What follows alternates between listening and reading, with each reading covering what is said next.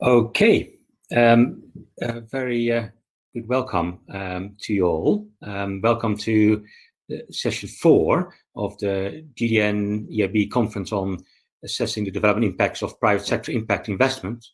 And this session is around managing for impact. We know quite a lot about the finance needs.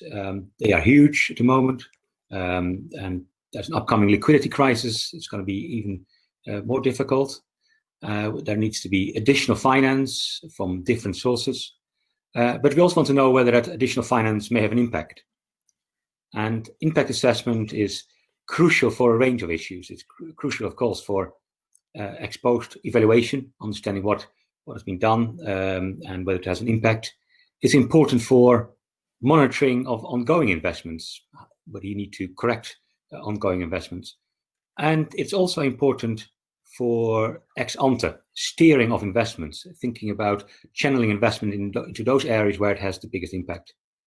Now, as we've heard from the previous session, it's one thing to assess the impacts of an investment, and Alexandros Alekosaris highlighted a number of challenges there, whether you know the control group, the impact group, long-term versus short-run, etc.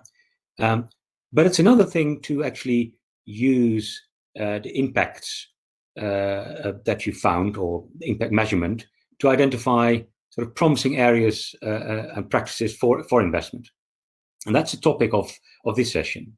We've got a couple of questions that the conference organizers have posed us.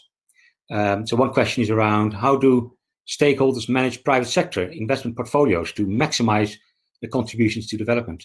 How can impact measurement help to select, design, and implement private sector investment for maximum impact? And are there any lessons we can share on how to sort of balance the potential differing objectives amongst different entities engaged in impact measurements, from funding entities to asset managers, intermediaries, firm managers, workers, local communities, governments, evaluators, etc.? And how actually does the accountability chain work? Now, to discuss these questions, we've got a really excellent panel. And let me introduce the panel just quickly now. So we have 6 speakers, and there is Isa Fay, who is the Director of the Sector Economics and Development Impact Department at the International Finance Corporation, IFC, a multilateral DFI. Then we have Jean-Michel Chevrigno, a CEO of Investisseurs et Partenaires, INP, and he's been CEO since 2001.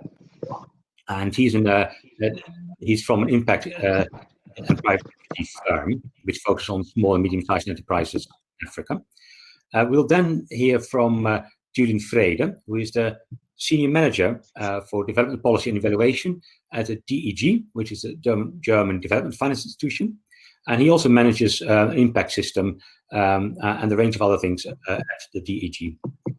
We'll then hear from 3 experts. So first of all, then Nancy Lee, who is the Senior Policy Fellow at the Center for Global Development and Senior Advisor at the CSIS. And previously, she was a Deputy Chief Executive Officer at the Millennium Challenge Corporation. We'll then hear from Cecile Kusters, who is the Senior Advisor for Planning, Monitoring, and Evaluation at the Wageningen Center for Development Innovation. And then finally, we'll hear from Lade Arabe, who's the Managing Director for Africa at Convergence, which is a blended finance organization. But she's got also quite a lot of experience previously on technical assistance in working in UNECA, African Development Bank, etc. And so I'm very pleased to moderate the session. My name is Dirk de Velde. I'm a Director for International Economic Development at the Overseas Development Institute here in London, and with a long-standing interest in development finance and its impact. So what we'd like to do is first hear from the speakers for about 5 minutes, and then we'll open the discussion. Also, I hope that there will be questions coming in through the chat, and so please send them through, and I will get them through the technology, and I will post them to the individual panelists. So we'll divided into sort of two groups of three panelists. First, we'll hear from those panelists that are actually part of an investor. So Issa, Jean-Michel, and Julian. And then we'll have some more reflective discussions from experts, Nancy, Cécile, Lade. So without further ado, and I'm pleased that everyone has now joined in, I'd like to give the floor to Issa for your reflections. Thank you, Dirk, and thank you, colleagues. Good morning, good afternoon, evening to everyone, and thank you for joining this very interesting panel. And IB GDN, I'd like to thank you for inviting me to make a few remarks and discuss impact investing and how do we move forward. Just to try to respond to your question, there's a lot there and a lot to say. I think I will just try to pick on few topics and try to give you a sense of what we are doing in IC and how we are really managing for impact here. So my first point will try to address this issue around how do you select design in private sector investment and to make it really impactful. And as you know, IFC has been working a lot in this area over the last 3 years. We have put in place a system that we call anticipating impact monitoring system, that is AIM, which is really trying to change the game in IFC in terms of how do we look at impact. And we have strengthened our focus really on development impacts, and because we have this double bottom line, and for years we have not been really good into telling our story well and really making sure that we manage impact, we maximize impact, and then we report on impact. So we have done a lot in terms of designing a system. I think the design and conceptual framework, you need to get that right. You need to have a design and a conceptual framework that helps you really link your objective, your individual objective at project level to a bigger picture. For example, what we have done is that our system links to our intermediate goal, to the twin goals of the World Bank, and also to the SDGs. We can map them up. So there is a strategic aspect of it that I think every investor needs to have. So your system needs to be fit for purpose. And IFC's one is fit for purpose for many reasons that I'm not going to discuss here. Maybe in the discussion, I can come back to that. But that's the first aspect. And then the second aspect, I think, if you want to really maximize impact and make sure that your system is designed well, you need to have rigorous analytics and also have best practices. What we have done is that we have worked with the ECG guidelines and then other best practices in terms of impact measurement to make sure that we have the principles that are underpinning the system are robust. Because that's what we've seen, that if you don't have something credible, you need to have a system that is credible to be able to help you steer investment. And among those principles, I can name few. One of these, which is, we always start by assessing our project by talking about the development impact thesis. What is it that we're trying to solve? We're not going to just go there and then try to be opportunistic of project. That's behind us. In IFC now, we nearly try to identify the problem that we try and solve first. And then we try to look at what is how to advance impact in context and focus on the most relevant outcome that we can get into that project, investing into that project. The other principle that I think is very important is that it needs to be evidence-based. We now have to substantiate all the claims that we were making in terms of outcomes and impact. We cannot just go and make all these promises to our stakeholders without backing up with really numbers. And if numbers, we don't have numbers, we have qualitative measures to do that as well.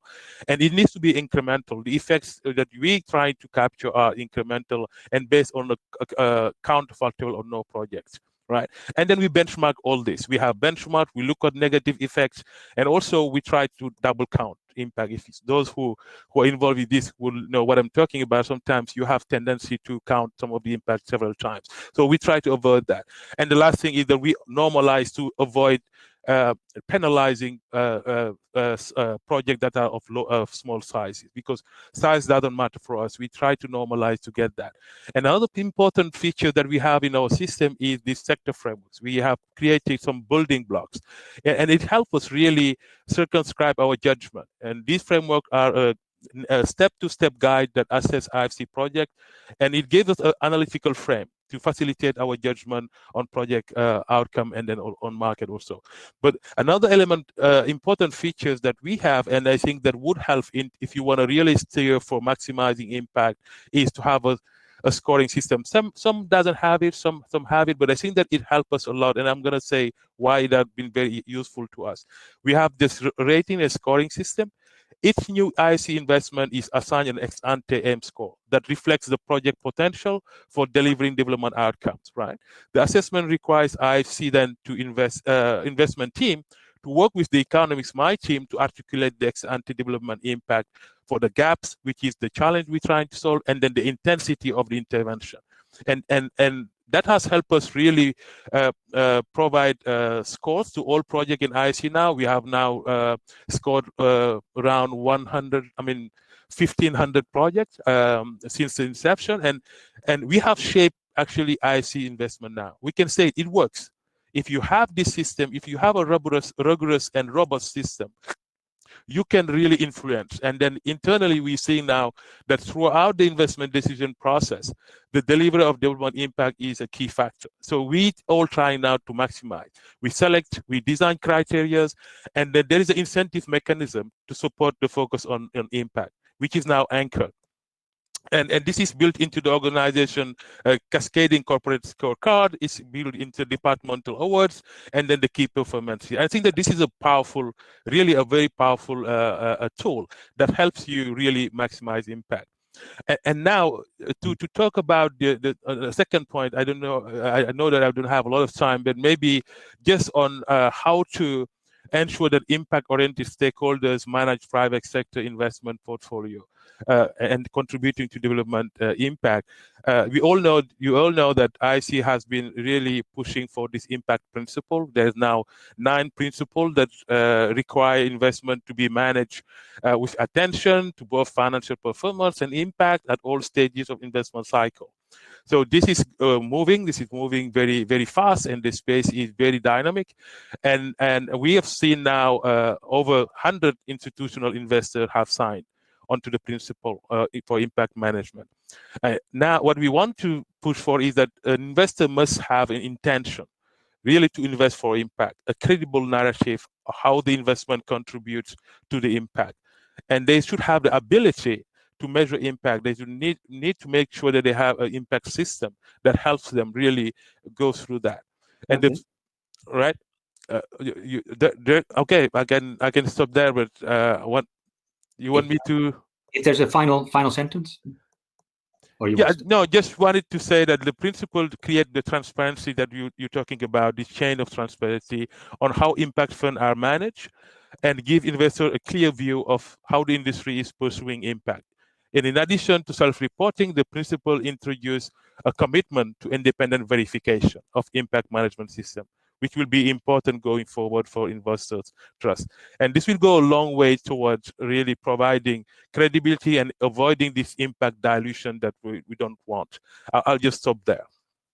Very much, Issa. So at least 3 points that you raised: a credible system for impact measurement, scoring, and principles. So these are important points to take forward. Let's turn to Jean-Michel. Hello, everybody. Can you hear me? Perfect. Perfect. Thank you. So happy to be here with you, and even more happy than EIB is one of our important investors. I'm speaking after IFC, who is also one of our important. So it's a family gathering.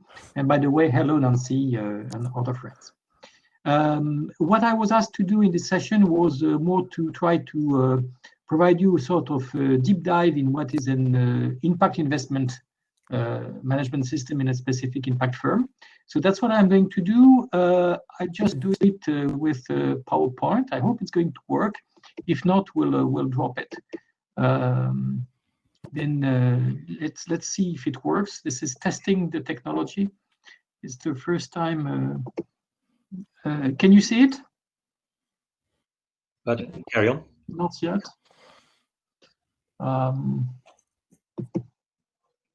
Strange. I'm supposed to be sharing. I'm not sure it's working.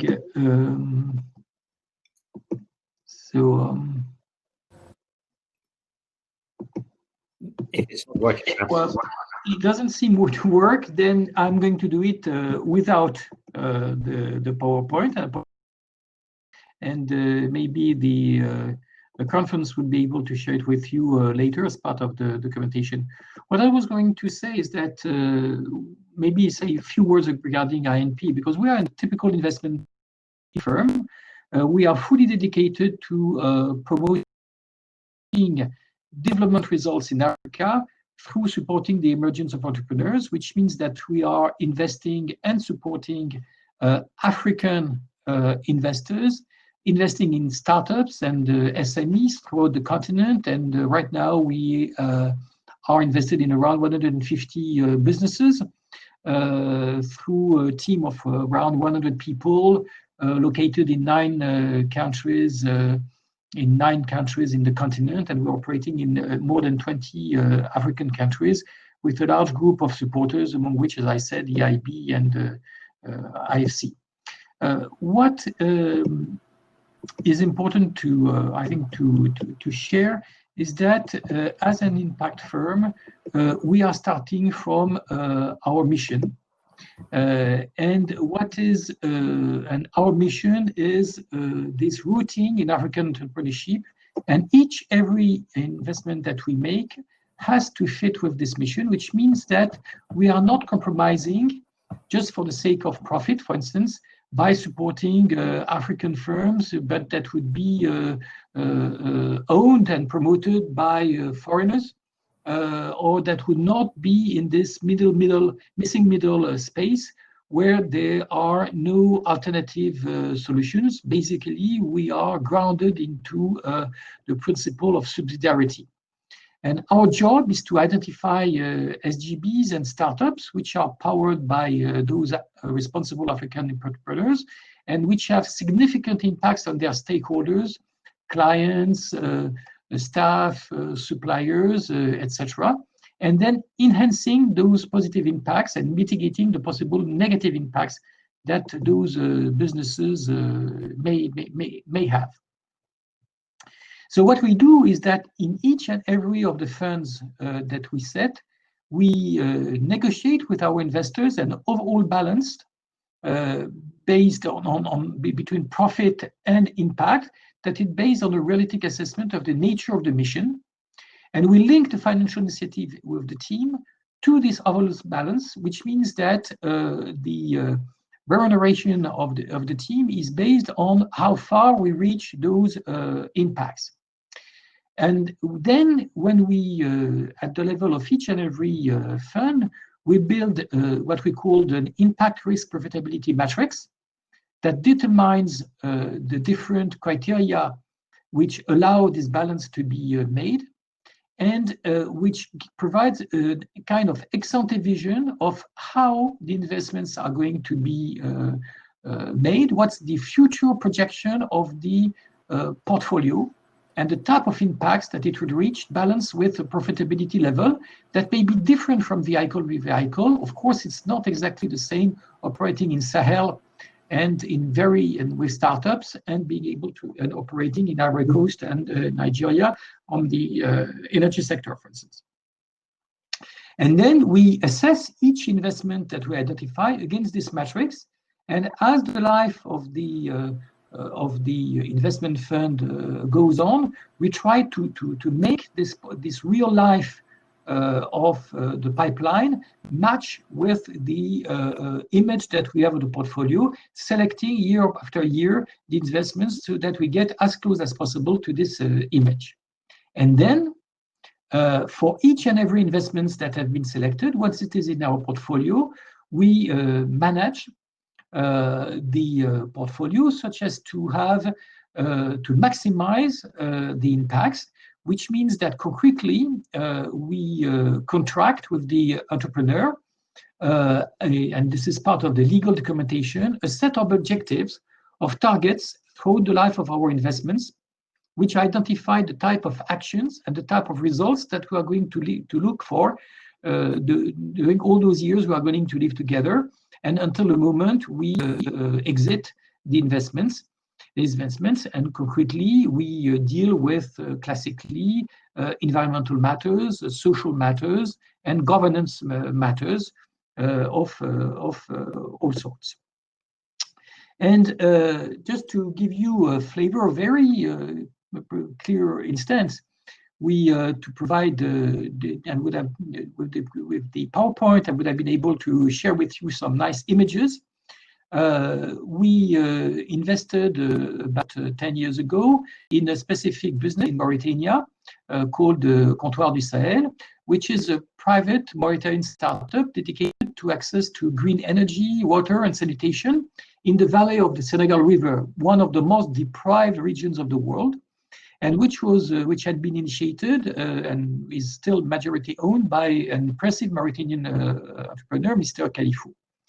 And we invested over 5 years around 700,000 euros because of the potential of this business to generate considerable impacts, internalities and externalities, direct and indirect, in the valley of the River Senegal, and therefore being able to reach very concrete environmental results, but also poverty alleviation and social results, and also having an impact on migration, in which in a region which is the origin of many migrants moving, especially to Europe. So we really picked this business because we thought it could really address a range of potential targets that would be at the core of major policy issues, and at the same time, if it succeeded, would be a major example of entrepreneurial success in a country where entrepreneurship is really and eventually we were able through the years to reach a robust financial sustainability. We exited from. We sold to two major first-class investors, ENGIE, the international leader, and Monaco's Impact Sovereign Fund, and we made an 11 IRR return to in this business. What is very clear is that no regular investor would have ever invested in Mauritania, would have ever invested in the valley of the River Senegal at the time when the region and when it still is facing insecurity and terrorism, Islamic terrorism, never would have been able to dedicate the amount of energy, and hence, this firm would have never been able to grow and to take the place in Mauritania and the magnitude it has now, without having an investor which was driven by a mission and a very specific impact vision of what it was to do. And this would be my last comment. Of course, all this impact relies on tools, instruments.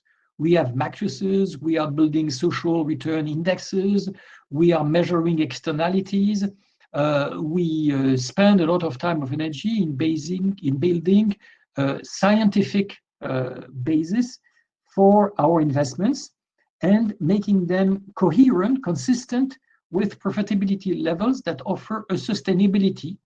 And the definition of sustainability is something that varies widely, that can go from 0 return to 15% return, and depends on the time, the place, the location, and the type of vision that our investors have and want to deliver.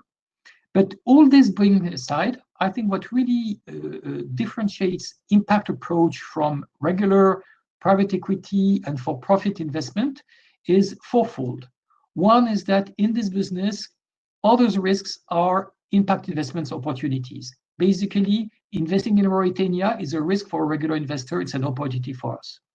Compliance limitations of traditional investment firms are our reasons for investing. When there's a problem of integrity, when there's a problem of black market, then having a possible contribution to cleaning, changing the situation is something that is at the core, that becomes at the core of our mission, and we would not refuse to invest in a dangerous sector because it is dangerous. To a certain extent, it's danger. It's a reason for which we would invest. Then, for impact investors, ethics are not a constraint, not the goal. And also, this is very important to base the impact measurement system. And finally, and I would end up on that with that, mission is predefined. And it's not optional and subject to profitability. So we cannot change the mission if we think that this mission is less profitable than we expected. Basically, the impact measurement system and the way it is delivered, the way it is run, is deeply rooted in the definition of the mission, in the ethics architecture of the impact business, and is what really links us deeply with our investors in what is the compact on which we try to deliver and for which, as an impact fund, we are paid. So I will stop on that, knowing that I've been very superficial on how things go, but I think that going through these logics also helps understanding how investments are being done, delivered, identified, delivered, followed, monitored, and finally exited on. And all this is at the same time a question of ethics, mission, and science. Thanks. Yeah. Okay, thank you very much.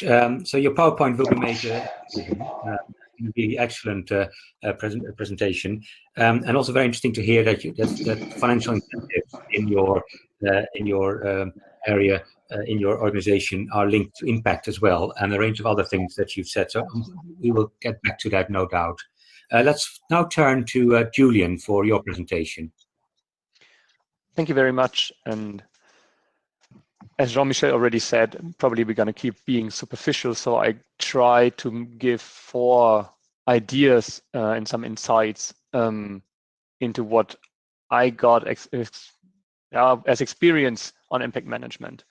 So DEG, we are kind of like the very little sister of IFC. And when I listen to Issa, I'm always thinking about applying at Washington. I think that's really amazing what you're doing. At DEG, we also launched a tool 5-6 years ago with which we were able, of course, not on that effort basis, but on our effort basis and capacity basis, to collect impact data 4 years in a row, 100% data coverage of clients, and then also translate this impact data with SDG linkages and calculate for each of our investment a score that tells us how impactful it is, which is, of course, a longer explanation how to do it. But that brings me to the first point. When we're talking about, when we're talking about impact management, we now have a rating score for each of our investments. And that helps us as an investor to balance this idea of financial return with a certain rating score that informs the return on impact, the return on development. Now, here you see a scatter plot where our clients are plotted. And we compare the rating 2017 to 2019 and see which ones have an increasing score, which ones have a decreasing score. And as you see, the impact story is not always positive, because we are in quite difficult countries and not every company is just prospering. And also they partly, do not follow certain standards, do not follow certain impact-focused missions and so on. So here we see just the diverse picture of how you manage a portfolio. But once you have a system in place, and the scoring again allows then to also rate each single client, we can start digging deeper, thinking about, okay, why did the good performers perform good? Yeah, why do the bad performers perform bad? And where do we see learnings for us? Where should we focus more? Which sectors are involved here? Yeah, where do we see clients which are really, hampered by external factors, and which have more inside factors which we could even nudge? So our role is then also present. The good thing is, with data, you can disaggregate and deep dive on each of these points. So each of these points can be assessed as one client, because each client has a story and a journey we do together. Second point, and that's also something Issa already named, and he's probably happy that I bring it up, but it's really, it's not an IFC standard. That's what I often hear in conferences. They launched it, they brought it up to space, they got a lot of stakeholders involved and 100 signatories. Operating principles for impact managements hopefully are going to set a standard for this upcoming market. We'll see if that is the standard in 10 years, but it finally brings up a certain standard we can live up to and where we can start learning. Because I put up here this graph that is making the mark, Tightline, who did, I think, most of the external verification of the OPIM standards. And they just started comparing, where are we? Where are we as an impact investment sector? And where can we learn together? Yeah. So that is what I really like so much, to see that impact management and impact investing is definitely not at the end. We're just starting, and we just need to learn together and compare each other. Yeah. Third point, what we still, I would say, even have a little USP in comparison to IFC. We try to do impact management also with a dialogue with our clients. So we use the whole data that we have, normally for internal purpose, reporting to our stakeholders, reporting to politicians, and also kind of trying to steer our business. But once dialogue started with clients, we saw, hey, they actually like very much this different perspective on how we see them. Yeah, we see their financials, but we see their E&S risks, but we also see the E&S and governance risk and opportunities. Yeah, and looking also on innovative, like how can you be more innovative? How can you change, for example, your product to be more gender or climate relevant, and so on and so on. So we developed a feedback tool that allows us to go into dialogue with each client. As I said, you saw the scatter plot, and each point was a client. Each client has a lot of data points, either for scoring. We also have a lot of reporting, as you all know. Impact investors often collect a lot of data, and now we just feed it back. So with discussing with the client, we also partly find out that some data are not correct, but then we kind of just exchange and find the same realities. Yeah, we just exchange and say, yes, we are here both together. We agree on this data is correct. And now we can say, where do we go now? What are the next opportunities? Yeah, it's not always that we see only problems. Some clients are just behaving perfectly, but then there could be another idea, another opportunity to continue. Last point, and that really brings me a bit out of impact management, how we do it. It's more something that I see in the sector at the moment. Impact management includes economic sustainability. Yeah? Since 100 years or even more, or we see all the development stories, yeah, coming from GDP growth, and GDP growth is linked to a lot of social indicators. And now we are with a certain social change also, but also with the possibility of managing something like climate change, measuring ecological factors, CO2 footprint, making even a monetary value to it. We are able to have inequality scorings. Yeah? So we are now able to include much more in our management, but we cannot forget the economic dimension of it. People now often say, oh, impact management, that means I need to focus on gender and on climate. But that is not impact management, because it means that you manage the whole thing. Yeah, and don't do financial return and then something extra. Yeah, so that was the last point I wanted to give, and looking forward to the discussion later. Well, Julian, that was really excellent as well. And I was very interested in that scatter plot, which is a very good point, that basically there are positive features, there's sometimes negative aspects of investments as well. And we learn from the positives as well as from the negatives, and from the failures and from the successes. And I think that's probably an interesting point for impact management as well. Very good. So we've now heard from 3 investors. I think we now want to bring in the 3 strategic commentators, and drawing out some of the more general points as well, I think. And let's first turn to Nancy from the CGD. Over to you, Nancy. Dirk, I'm really delighted to join this conversation, and it is a great mix between investors and let's say stakeholders outside the system. So I want to sort of drill down a little bit into this ex-ante impact scoring that Isa was describing, as well as the issue of externalities that Jean-Michel mentioned, and inequality, the inequality point that Julian made at the end. And I want to highlight one particular application, which is gender lens investing. So first, though, I think we need to acknowledge that a lot less attention is paid by stakeholders to what goes into ex-ante scores. And you know, you have to ask why that is, since it's so important for investment selection. I think it's partly because ex-ante scores for individual transactions are not frequently published by development finance institutions, so they're not really subject to public discussion and review. It's partly because there is really no harmonization or best practice identified across DFI, so it's hard to compare performance. And it's partly because they're not often revisited and published ex post. So it's not really possible to be able to tell whether any particular institution's ex-ante scores are sort of credibly projected going forward. So I think we have a transparency and accountability problem, although I certainly understand that harmonizing has huge challenges. But the equally serious problem, which I think has already been emphasized, is that if you don't have a strong basis on the impact side for project selection as you have on the financial performance side, you basically are not going to be able to create a portfolio which you can credibly say has a realistic potential for real impact. So let me get to the case of gender lens investing. And by gender lens investing, I don't just mean counting the number of women who are going to benefit from any individual investment. I'm talking really about mainstreaming gender, consistently integrating gender considerations into investment design and choices. And that means thinking for all investments about how to extend and expand benefits for women. So the idea is to transcend this notion of gender lens investing as a zero-sum game in which the gains for women have to come somehow at the expense of the gains for men. So the idea is to enlarge the overall pie of gains.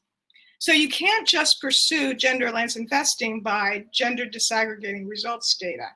It has to be done in the investment development and design and decision-making process. Very important in the approval process for decisions. And it's surprising how often this is not done. My colleagues at ICE and I in CGD recently conducted a survey of the gender policies and practices of 16 development finance institutions, and the results were striking. Half the institutions reported that gender considerations or gender ex-ante scores were not a specific factor in investment committee approval decisions. Most do not train investment staff on how to integrate gender analysis and objectives into investments. Most do not publish gender disaggregated results data, and most do not report the share of their investments that have a gender focus, however defined.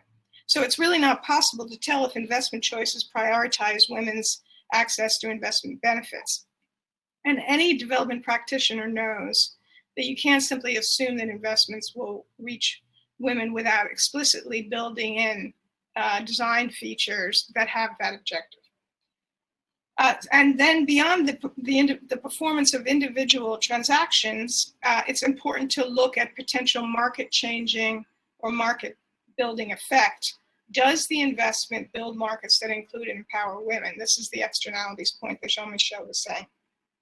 So I just want to give you some examples of how you'd go about that in practical terms. So let me suggest some questions that could be asked or scored and assessed consistently in the investment development and decision process. So here are a few.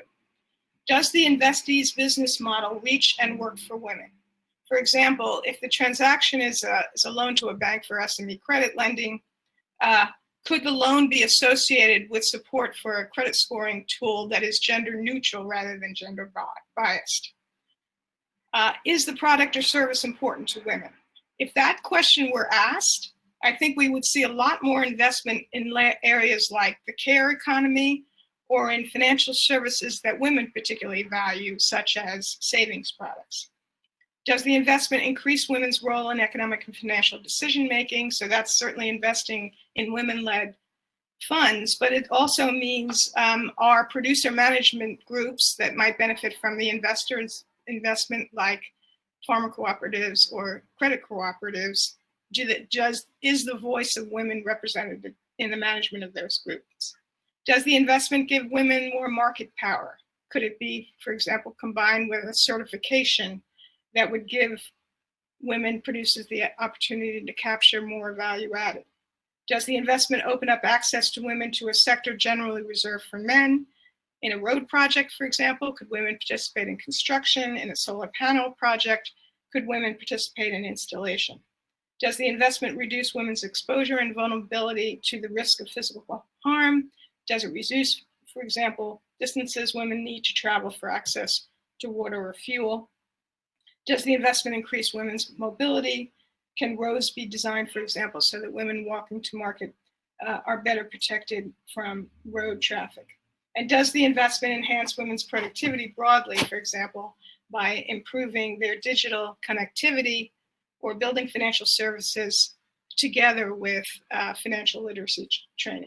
So obviously not all of these questions are going to be relevant for every individual transactions, but I think asking a set of questions like that systematically where they are relevant will help reveal potential benefits, reveal the likely lack of benefits, or the unaddressed risks that cut across many types of impact investments.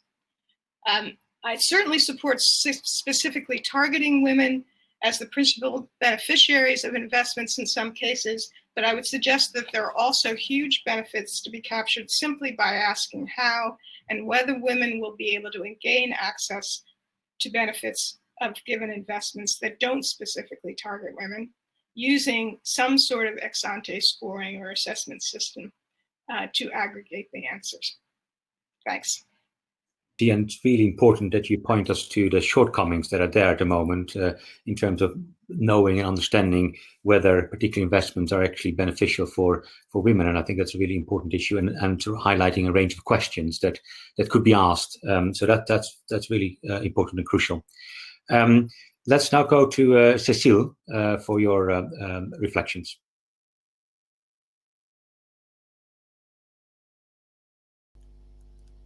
All right, can you see the presentation or not? Yes.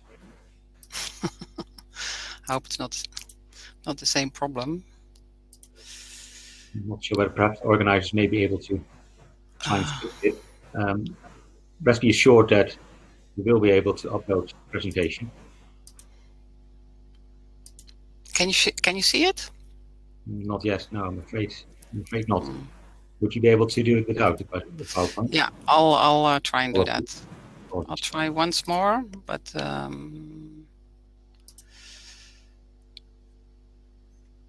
yeah, okay. No, I'll do it without, and I'll share the presentation afterwards. Okay, thank you very much for inviting me also to this conference. I was actually quite thrilled to hear to be invited to a session on managing for impact, because that's been an approach that we've been working with for nearly 20 years, and we've been gradually improving it over the years. So, and it's also one of our value propositions in the institute that I'm working with, which is Wageningen Center for Development Innovation, which is part of Wageningen University Research in the Netherlands. We actually work with a framework that where we have learned over the years, and also by doing some assessments, starting originally with IFAD, International Fund for Agricultural Development. What are the key elements? And we have expanded on them over the years. So basically, in order to reach impact, what you need to think about is those strategic planning, strategic and operational planning and processes, and then using monitoring and evaluation to feed into those. And then the strategic really includes looking at the situation analysis, designing theories of change. So really, what is your thinking on where you would like to go, and how you think you can map out the pathway towards that kind of impact? And there could be multiple impacts. And then, but within all of these processes for planning, monitoring, and evaluation, really engage people in the process. So that's really key, and also stimulate learning across those processes. So that's really focused on what works in a particular context, and then adapting to that context and monitoring not only fixed indicators that you've set yourself, but also monitoring what's changing in the environment, both internal and as well as external, is really crucial. And in this whole process, of course, communication is key, but also thinking about what capacities and conditions need to be in place to make all of these functions. Do people have the skills? Is there leadership support? Are the roles and responsibilities clear? Is there a database, budget, etc.? So quite a lot of things that come together in this one framework, and we actually have described that in a book that you can also download for free if you're interested. So now I'm trying to respond to some of the questions that are particular for this session. So one question was about how can all stakeholders involved manage private sector investment portfolios to maximize their contributions to development impacts. So some of the things that we learned was that leadership for adaptive management is really, really important. So you have different stakeholders along the different chains, but who decides, and who benefits is something that you really need to talk about. But also who picks up a supportive role to really make change happen. The other thing, what we learned is that a systems perspective is really important. So please don't look at investments as being isolated, but really within a bigger context. And then the role of leadership is important with that, and really have a sort of strategic mindset in looking at what is crucial. So it's zooming in with your monitoring and evaluation, but then zooming out again to see, okay, and make sense of all of this, and then help to provide direction.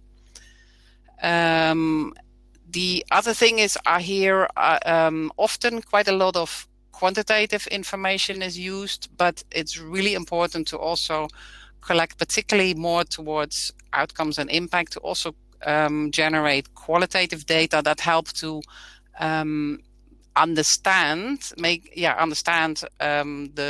provide the why behind some of these figures. And I heard Julian already also talking about it. Let's look at these data. What does this mean, and what can we do about this?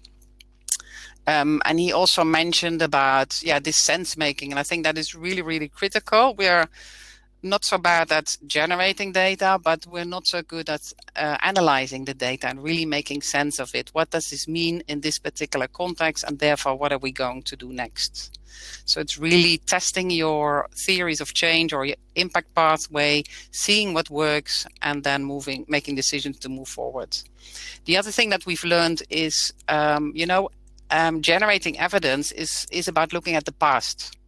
But we also need to look at the future. What possible risks are ahead of us? And I think some of you already do that quite well. But like scenario thinking, scenario planning is also really important, particularly if you look at issues that are much more complex in nature. Then there was another question about how impact measurement can help to select, design, and implement private sector investments for maximum impact.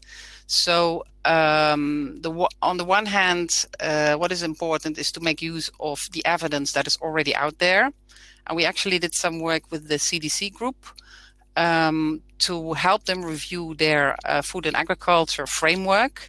But then we looked at all the evidence that was there to support or not parts of their sort of theory of change, as part of their pathway. So where can we find evidence that supports this, but where also not? And so we helped them to really redesign their framework for food and agriculture, which they will now use in supporting different different companies in their work, which I think is really good. So there's also a link to the document that generates the key insights from that. And the other thing is, of course, within the initiatives also generate the evidence on what works in a particular context. So not only look at what's out there already, what do we know, what works and what doesn't, but also within this context, what works and what not, or where do we need to focus. Then yeah, so one of the things we got from the that came out from the research we did for CDC was that it's important to look at things as being part of a dynamic and interlinked system, and really to step away from that linear thinking and look at the connections and the interdependencies. And particularly if you may have, let's say, economic goals, but you may also have environmental goals or other socioeconomic goals, but you need to really see how they interconnect, and there might be trade-offs. So you really need to be aware of that and make that explicit. Then the sort of nearly last one was on lessons on how to balance potentially divergent objective among different stakeholders along the chain. Is the engagement of stakeholders is of course really important, and creating feedback loops. Be also careful of the power differences, because who is deciding and who is not deciding? We often tend to forget the ones that are sort of at the end of the chain. And I think it's really important to bring everybody in, particularly those that don't have a voice. And then the other one is really facilitating the dialogue around what works and what doesn't work, and about our underlying assumptions about how change happens. And of course, also discuss the trade-offs and the relationships between the different investments. Yeah, and there was a question about how does the accountability chain work. That's really upward, downward, as well as sidewards. So that's my what I wanted to share. Well, thank you very much, Cecile. Really interesting thoughts here. And one sentence jumped out to me is the importance of leadership for adaptive management as well. And I think that that, of course, we talk a lot about sort of selecting investments, but it isn't just about selecting investment. It's also when an investment takes place, when it happens. It's live for a number of years, many years, of course, and then a lot of things can happen. And also during the life cycle of a project, you may want to manage impact as well. And I think that's really important. So you get new information, get your information systems right, and so you need to also manage for impact during an investment and have adaptive management skills, which is really important. Okay, let's now turn to the final initial contribution, and I'm glad that we've got the technology working now. So over to you, Lade, for your reflections. Thank you so much, Dirk, and good morning, good afternoon, good evening to everybody who's connected. I will try to be quite brief. There are two of the questions that I really want to highlight in my presentation. One is on maximizing development impact in private sector investment portfolios, and the other is how you resolve some of the divergent objectives. So as a start, I'm coming at this from a slightly different perspective. I'm Managing Director for Africa at Convergence, which is the global network for blended finance. That's exclusively what we do. And we generate blended finance data, market intelligence, as well as deal flow in order to increase the level of private financing that is going into developing countries, specifically to finance SDG-related projects and transactions. We also provide grants for early stage, innovative blended finance vehicles that have the potential for scale and replication. So we are trying to address the bankability and the commercial viability of transactions in sectors that really can deliver a lot of impact. Now, I do want to clarify that blended finance is not a development activity. It's simply a financial structuring approach where concessional capital is leveraged to improve the risk-return profile of transactions so that ultimately they meet the risk-return requirements of investors. So typically, there are three criteria that we would assess in looking at blended transactions. The first is leverage. For every dollar of concessional capital, whether it's from the public sector or from a philanthropic organization, we would expect to see $3 to $4 coming in from the private sector. Obviously, this will vary by transaction and also by region and sector. Secondly is impact. So blended finance exists to drive impact. So all of the transactions that we would consider to be blended are contributing to at least one of the SDGs. And then thirdly, and very importantly, is the risk-adjusted return, because ultimately the purpose of blended finance is really to mobilize and catalyze private investment at scale, because that's really the only way that you can, close this large funding gap towards projects that can deliver the type of impact that we are discussing here today. Very importantly as well, we know that if you think about the capital continuum, on the one end, you have the purely concessional capital providers. These would be donors, foundations. They're in it for the impact. They're there buying development impact, social impact. They're thinking about environmental sustainability, and they're really not looking necessarily for their capital to be returned or to make a return. And their risk appetite will typically be quite healthy. So you'll see them participating in the earlier stages where it's quite risky, or even in difficult jurisdictions, as Jean-Michel described, or even participating where effectively they're providing credit enhancement or protection to other investors. In the middle of that is sort of where you have the impact investor, where they're looking for both a financial return as well as the social development, environmental impact. And then at the other extreme is the investor who is in it really because of the risk-adjusted returns. And this is for a variety of reasons, because we do have to remember that investors are not a homogeneous group. They have different commercial mandates. They have shareholders that they report to. They have trustees if they're pension funds. They have liabilities that they have to be able to cover as other types of institutional investors. They also have regulatory constraints. Some investors cannot participate in anything that is not considered investment grade. So we need to factor all of this into the investment decisions and how they construct their portfolios. So what blended finance tries to do is to get all of these different types of investors and funders to participate in transactions that ultimately deliver impact without necessarily altering the commercial mandate of the commercial investor. So you can have all types of capital participating in the same transaction, and they're all achieving their various objectives. How does this happen? So typically you're looking at the risk return profile, and the types of transactions that would deliver significant levels of impact oftentimes are considered to be very risky for a variety of reasons. The macroeconomic environment, political instability, volatility, in the currency, shallow local capital markets, limited liquidity. There's just a variety of risk factors that investors would typically shy away from. So if they were to participate, blended finance would then rebalance the risk return profile to create transactions that are commensurate with what they would normally look at if they were investing in a developed market or in risk-free securities. So as a quick example, if you look at my graph on the right side of the screen, and this happened again, I apologize for the mislabeling. I thought I had fixed it.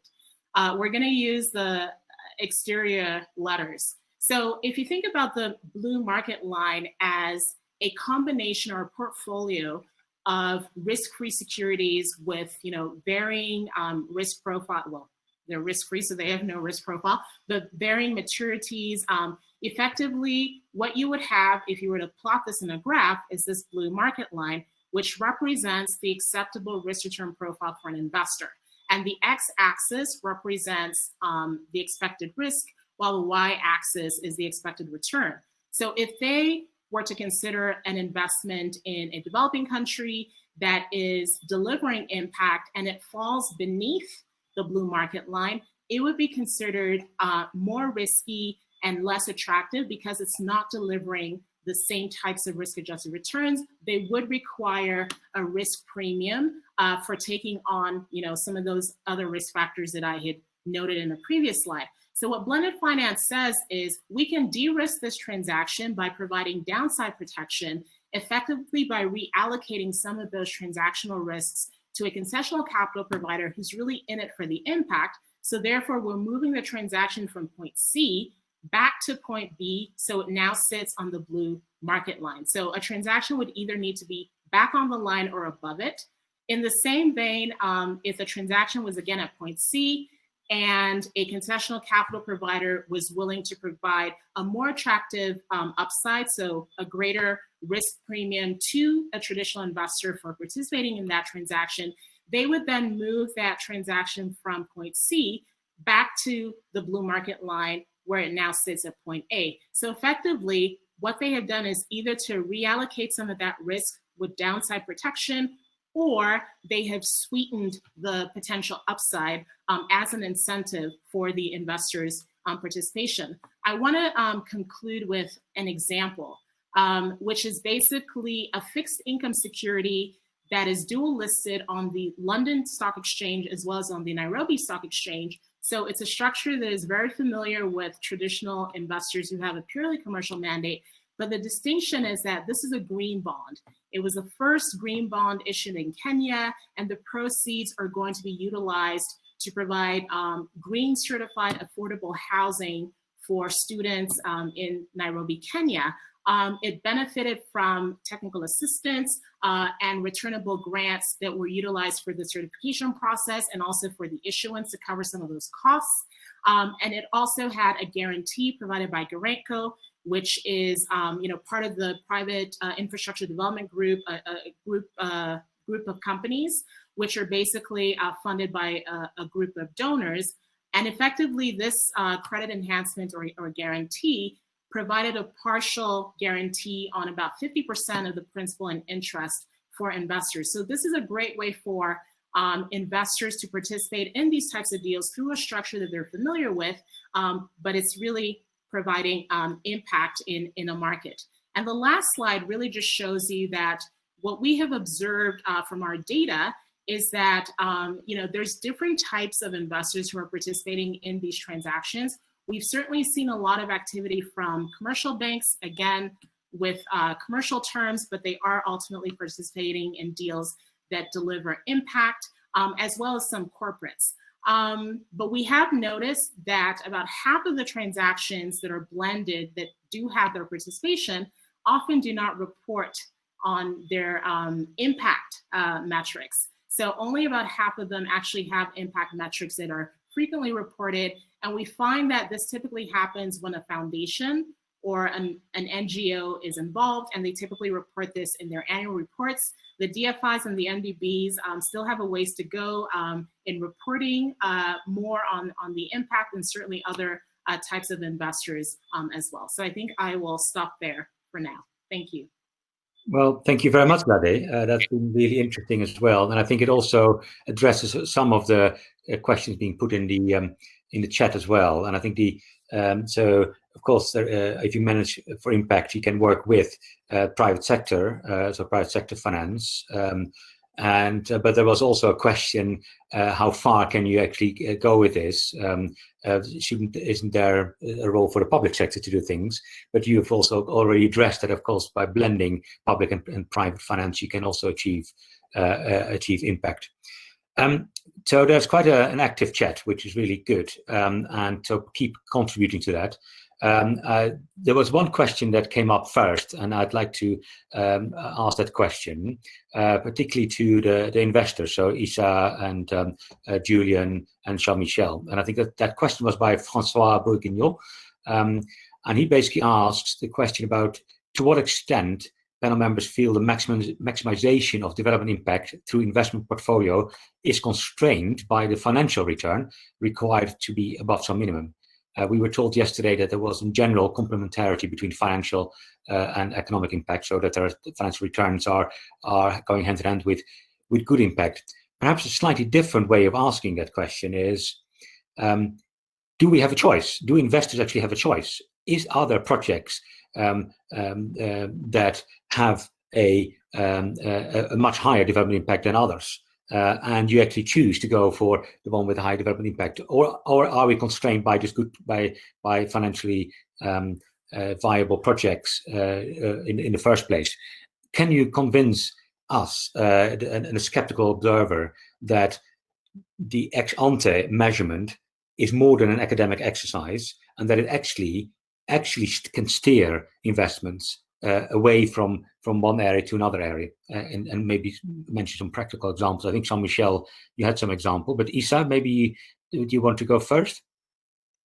Thank you, Dirk, and very, very interesting comment and questions. And then I wanted just to commend my colleagues, panelists, for the very, high quality debate. I listen with interest, Nancy's point, and I'm going to reach out. Really, always insightful, and I can tell you what we're doing now. I think that we have heard you before, and we have made some progress already on some of the issues that you mentioned, like this need to really harmonize and have a transparent way of disclosing and reporting. And then Julian, Ismail, I know that we are working already as part of this whole investor and impact principle group, which is not IFC, by the way. Thank you, Julian, for highlighting that. We're a whole bunch of institutions working together and trying to get things right. And most of your point, Nancy, we can discuss offline. We are really trying to move to that. And you're totally right. We need to be very purposeful and deliberate if we want to change some of these issues around gender and so on and so forth. I heard about the blended finance and really good discussion. Just we're coming back to your point on Francois' point on balancing financial return and development impact. I think that this is, for institutions like IFC, I think that this is really the fundamental issue that we have to grapple with. We are here to make sure that we support private sector development.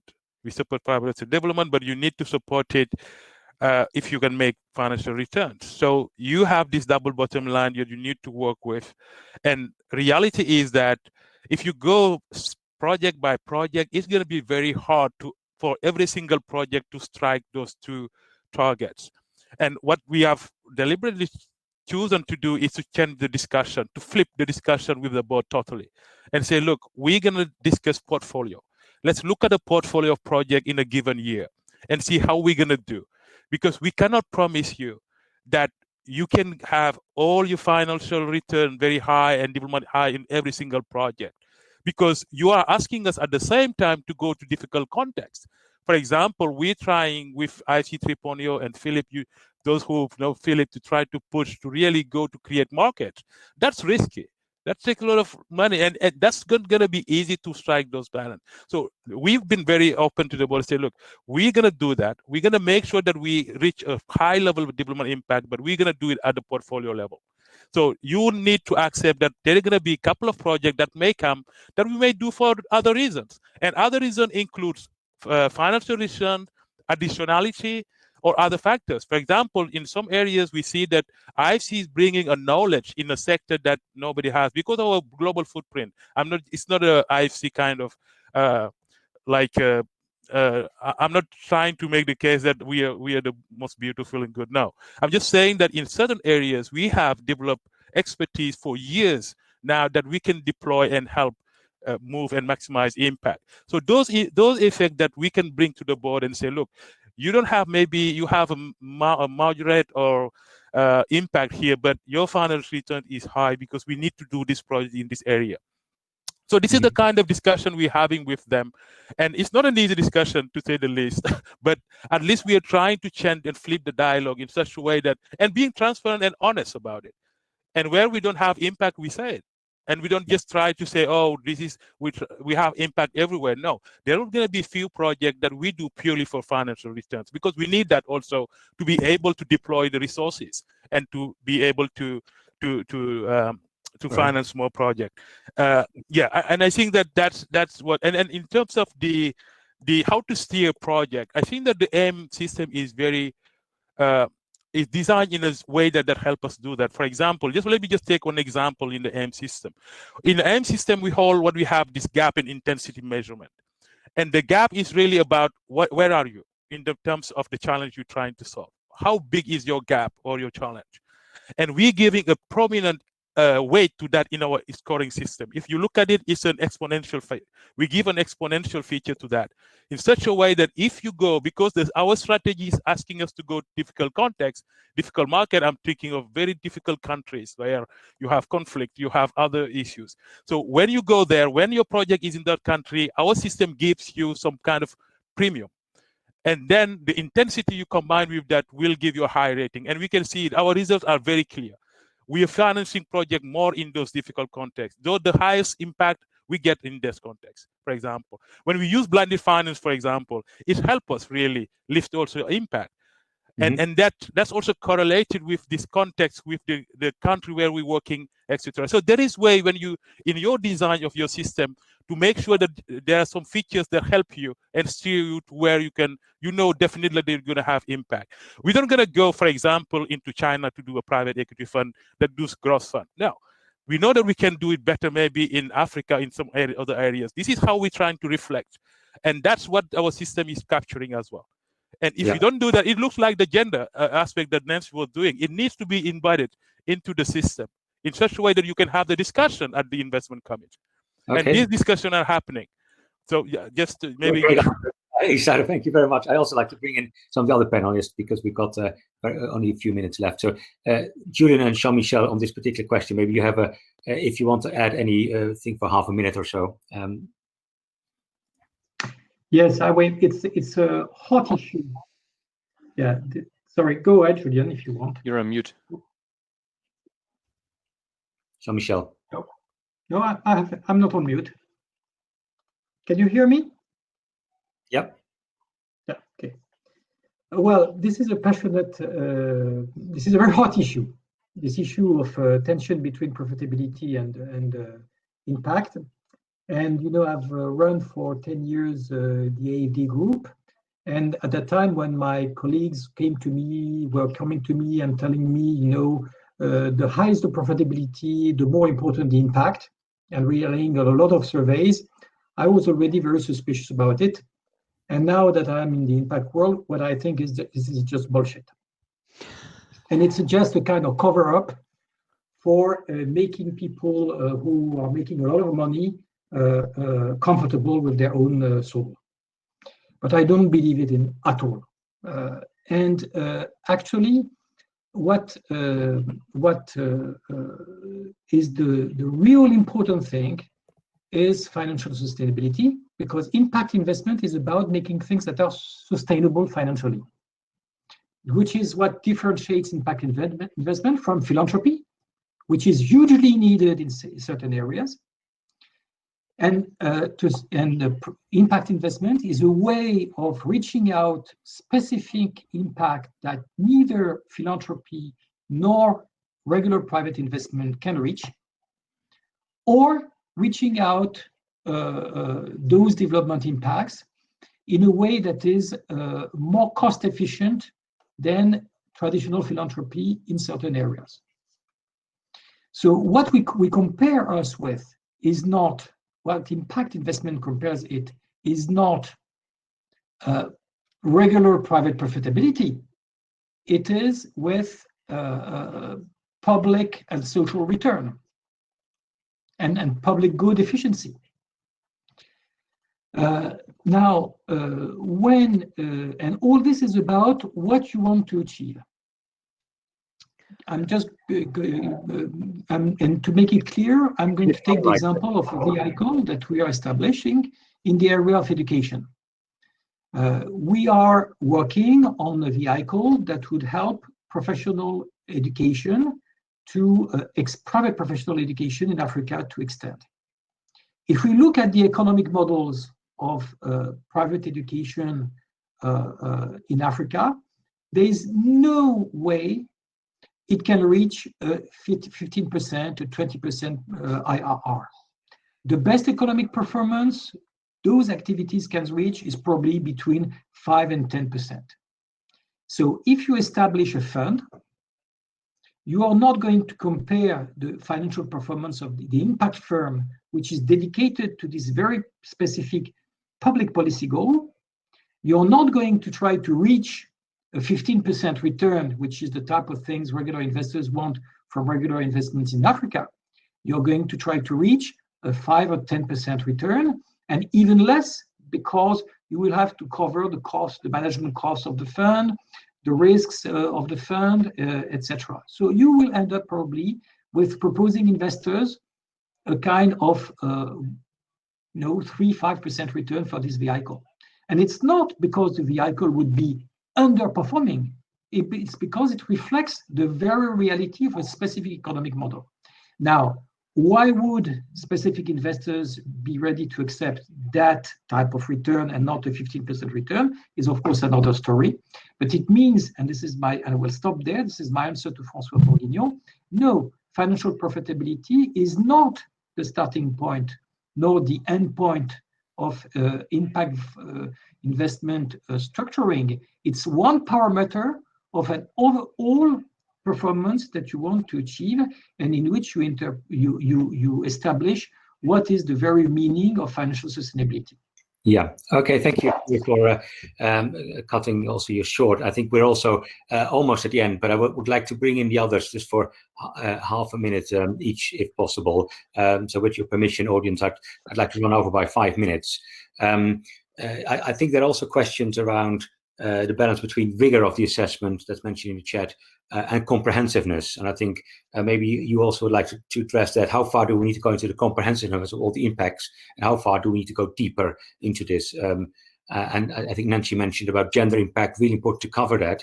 And others say we need to have a credible system that also goes deeper into this. Where does the balance line? Of course, so maybe the final remark, and if we we'll bring in Julian as well at the end, but maybe first go to Nancy, then Cecile, Lade, and Julian for 1 minute each, and then we close the session.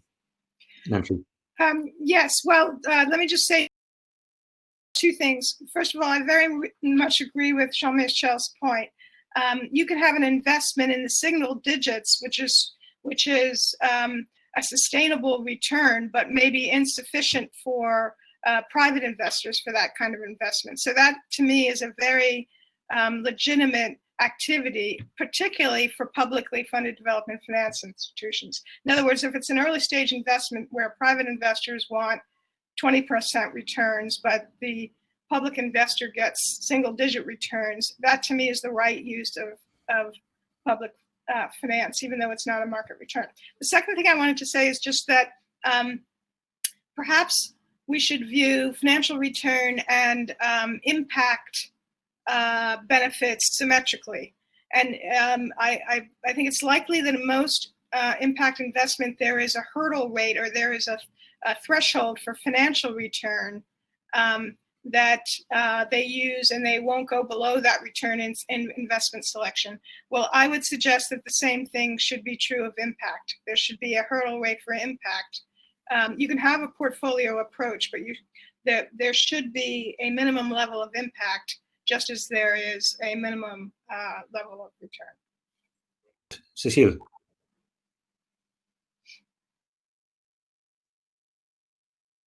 You're mute. You're mute. About that, trying to respond to your question about the rigor of evidence and the comprehensiveness, I think one doesn't necessarily exclude the other. You can be, and I think being rigorous with generating evidence is important, but I also think that sometimes we get lost in the metrics and the data and forget to really zoom out and look at the big picture. What does this mean in a particular context? So we should be careful with that. And you can be rigorous not only with the more quantitative data data, but also the qualitative data. So you need to do that both. But it depends on context, what is possible to be done. Yeah, yep. So the requests may be a lot, but finance, capacity, etc., may not be able to, may restrict people in doing that well. Yeah. Okay. We want it both. Yeah. They don't exclude each other. Yeah, absolutely. Good point. Lade? Sure. So my parting shot would basically be that, transactions that deliver impact are not bad deals. So once people hear impact, I think sometimes they get apprehensive.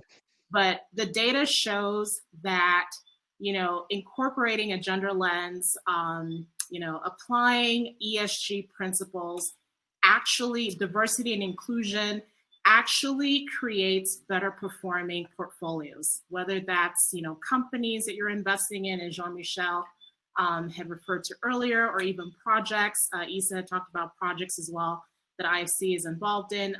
So I think, the data is clear. You actually get better performing portfolios if you do have this additional focus. And I think also just from a portfolio construction perspective, diversifying away from just, a single instrument or investing in fixed income and developed markets really minimizes the potential yields that you're able to obtain, especially in the current global market situation. So I think just being able to access other investment opportunities is ultimately also beneficial. And impactful deals are not bad deals. That's really what I want to drive home. Good. Julian, final point. Yeah, I can definitely emphasize that point too on the financial part. So we see stronger resilience and also financial performance partly being better because of impact. You just take Leapfrog as a good example. But you also have deals where you say we want to go into certain regions, certain sectors, where you definitely have to balance financial return to certain other social and ecological aspects that you have. That's just the good thing is that you normally need to take that in and have a discussion within your investment teams on it. That's exactly what Isa said. At least now we have it on the table and we have to balance it in our decision making. It's an internal, in a way, partly a fight, because it's not always a plus-plus correlation, but it's actually very good that it's happening, because now it's on the table. On the data thing is, I always love to quote that as former academic, like garbage in, garbage out. If you just have a certain mission and you have hundreds, thousands of indicators and you measure everything, but you don't actually have a certain key performance indicator system where you have 2, 3 really clear indicator systems that lead to management. And also if your data that you report is just nonsense, and you have an, response rate of some percent, people will stop believing you. It's exactly what Jean-Michel said in the chat. Investors will not come back if you cannot deliver the right data because they don't believe you. And if you cannot steer with a certain KPI or some KPIs that reflect your mission, you will not be able to manage the impact. So you will, again, lose the investors. So I think these both things are like focus, try to get the indicator system right and don't measure whatever you find. And then also be very accurate, like compared to the financial reporting. If people trick with their balance sheets on the financials, they really are dumped. They get a waiver. The same will happen with impact data in future for sure. We see that already on ENS data. If people trick there, everybody knows when you trick on ENS data, you're definitely also going to trick some stuff on financials. Same will come up with impact. So it's definitely a focus on getting better data there. A good point to finish on. Clearly, I've failed in every aspect as a chair. I've let you run over for longer than was originally built, but I think the audience have gained, and also clearly this is a topic that is not going to go away. In fact, it's actually a very interesting topic and a topic that we want to know much more about. It's, of course, we know that you think about impact and how to measure impact. That's a long-standing debate, but impact management is actually a separate debate and just as important as well. And I think that we need to thank the conference organizers for putting this item on the agenda so highly, because so prominently, because we have this discussion, and I think we should continue this discussion. And also thanks to the conference organizers, the sort of EIB, and of course the Global Development Network, for bringing us together, both practitioners, thinkers. And also thank you to the audience for such an engaging set of questions. And thank you to the panelists, above all, for your contributions and for also contributing. And thank you very much indeed. Thank you. And we'll have another... Thank you. Yeah. And thanks to our moderator. Yes. Oh, thank you. Thank you. Thank you. Bye. Bye. Bye-bye.